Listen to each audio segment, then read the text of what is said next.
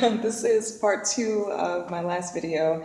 I'm actually a little glad that it cut off because I feel like I was starting to just get caught up in the negative cycle of thought, and your thoughts are definitely your actions.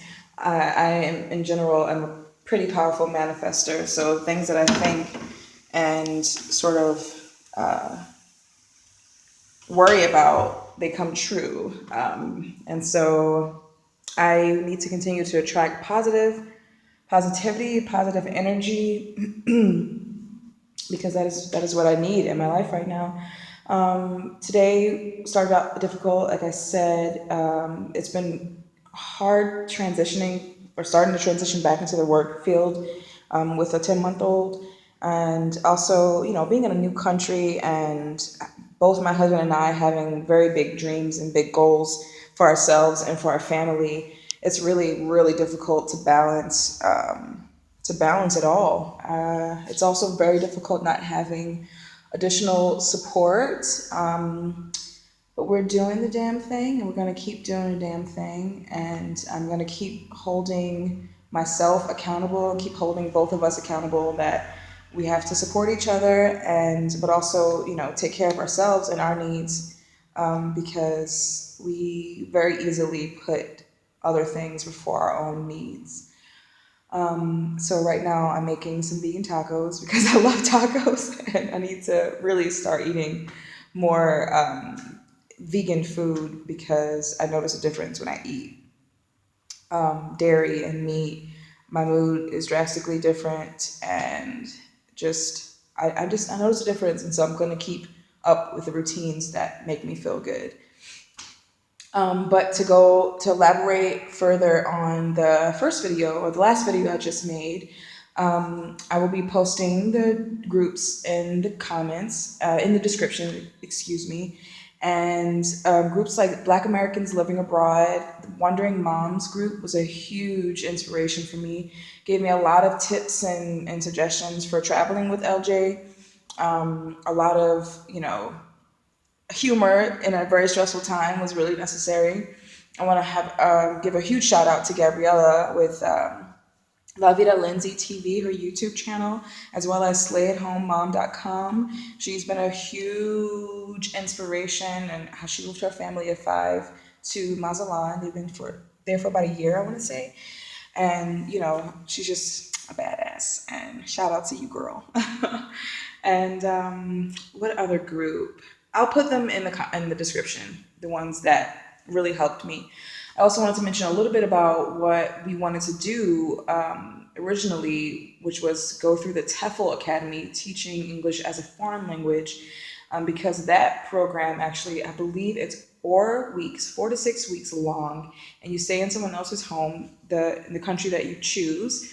And they provide meals and obviously a place to stay while you take the course, and then you finish the course, and you start work that way. A lot of people get their TEFL certificates or their TESOL certificates and acquire the private clients, and a lot of people also use that to work for schools and other things like that, to teach English. That's a big way to make a living in another country. For me, I think that I would like to preferably have my own clients, and preferably I want to teach children and other business women who want to further their careers in Mexico. To talk a little bit about why we chose Mexico, the transition was a lot easier. It was, it's close enough to the U.S. that we didn't have to travel too far. And if we ever do need to go back to take care of paperwork or things like that, it would be easier to do that for our first couple of months living abroad. It is extremely affordable to live here. The US dollar goes really far. Like I mentioned, the exchange rate is 18.6, I want to say, to $1. It was definitely better than that, but when Trump took office, it started to decline. So that's something to keep in mind, to not really focus or harp too much on the exchange rate, because it does and it can change. That's something to keep in mind. But again, we don't have a huge savings account. We don't have any savings. What am I talking about? We don't have any savings. So we didn't have any savings to move here. We used our tax return, which was how I have been surviving a lot of these years. Honestly, I've been working for animal shelters and hospitals, things like that.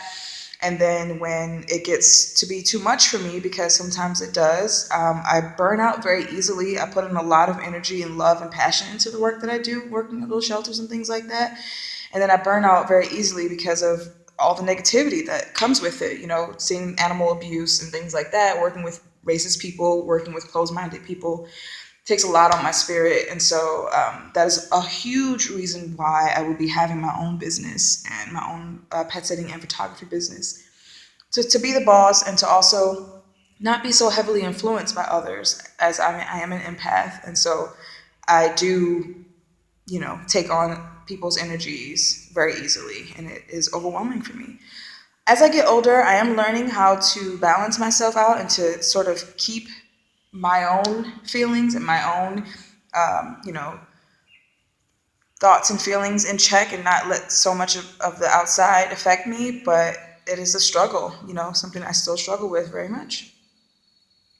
I think that would be it for today. I wanted to get this video out because I don't want a bad day or, bad feelings to hinder my dreams and things that I'm passionate about. And I really am passionate about helping other families, helping other Black and POC families make the move and travel with their families. If that's something that you want to do.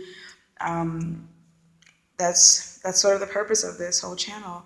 And thank you so much from those who are following and those who have encouraged me. It is definitely is not easy to talk about my struggles. It's not easy to talk about the mistakes that I've made to get here, but I am here. I am an example of overcoming trauma and overcoming just feeling stuck and using that energy to propel me forward.